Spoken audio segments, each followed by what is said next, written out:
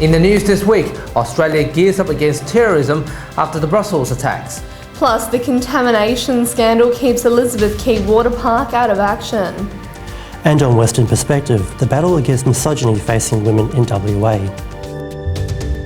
This is the Evening News. Good evening. After the shocking terrorist attacks in Brussels, there are fears that another similar incident will happen in Australia.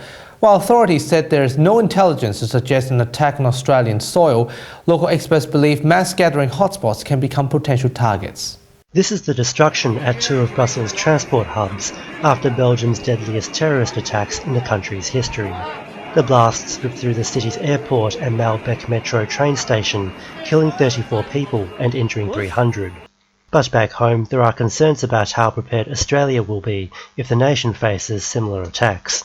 What kind of attacks might be perpetrated here and how we would look for things? Because we don't have the same rail infrastructure. We do have airport infrastructure with mass gatherings. The state government says authorities are prepared for any heightened risk, but the threat remains low at this stage. There's nothing to suggest that at an intelligence level at the moment. So our threat alert still remains high, as it has since September 2014. These people graduating here tonight would be the frontline responders or the first responders. And I think the point we were trying to make is it is possible. Experts argue it's difficult to say whether Australia is prepared for terror attacks in the nation, but they say people are aware of the problem, which could prevent potential attacks in the future. Nelson Liu, WAMN News. The state government will begin work to Elizabeth Quay's waterpark to improve filtration, keeping it closed until mid-year following controversial closures over contaminated water. We'll also see new artwork installed. It comes after a girl might lose her eyesight after contracting diseases in the water. A maintenance program will be undertaken at Elizabeth Quay to replace existing filters with a double layer of larger filters, as well as install 2 ultraviolet light filters and auxiliary plumbing. Planning Minister John Day said the filter replacements are needed after amoeba and bacteria were discovered in water that partially blinded a 5-year-old girl. Yes, it's been disappointing. We would love not to have had to go through this process, but it's happened.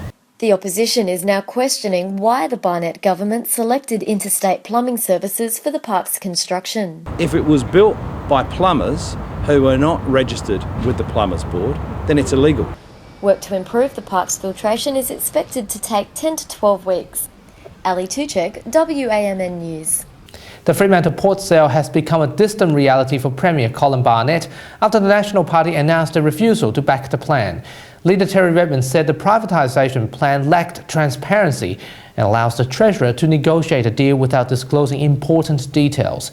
The Fremantle City Mayor said the community is concerned about the consequences of privatising the port. And one of the things that we're really keen to see is that there's a really good conversation about where the port's going in the future. How big is it going to be? It's currently 740,000 containers. Do we want it to be 3 times that, over 2 million? Or do we want to put a cap and move the port to the outer harbour? This is what we should be talking about before we decide to privatise it or not.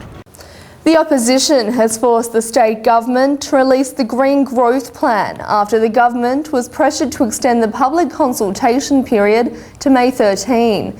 The push for a higher quality map comes after the government's plan to secure environmental approval for Perth's urban development in the southern bushland.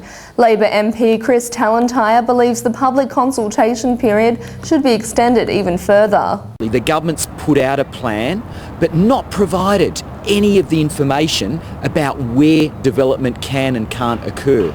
So we've been calling on the government to release very detailed maps, to release all the geospatial information that shows exactly where precious bushland areas are. After 10 months of 10,000 designs being submitted and $26 million spent, New Zealand has decided not to go with the new design of a silver fern, but to stick with the same old flag. Casting off the Union flag has been a discussion since the 1970s. John Quay, New Zealand's Prime Minister, decided in 2014 to hold a referendum on the issue and let the people decide. 63% of New Zealanders turned out to vote on Thursday, with 56% of those voting for no change. The anti-China book publisher Li Bo, who went missing for nearly 3 months, has been found safe and sound. Mr. Bo, a British citizen, was believed to have been abducted late last year and taken to mainland China. He and 4 colleagues had been detained for illegal book trading, and concerns had been raised for involuntary removal. Mr. Bo denied being kidnapped and says that he was free to travel between Hong Kong and mainland China. He told journalists he won't be publishing any more books and requested the media not contact him or his family.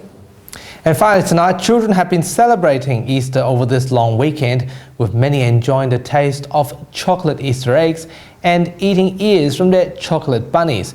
As part of City of Perth's Eat Drink Perth Festival, there have been a multitude of great family events for everyone, including the Kids Easter High Tea, annual Easter egg hunt, and the Easter Bilby Family Fun Day.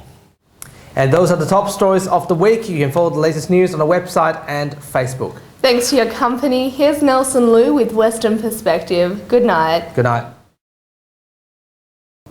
Hello, I'm Nelson Liu and welcome to Western Perspective.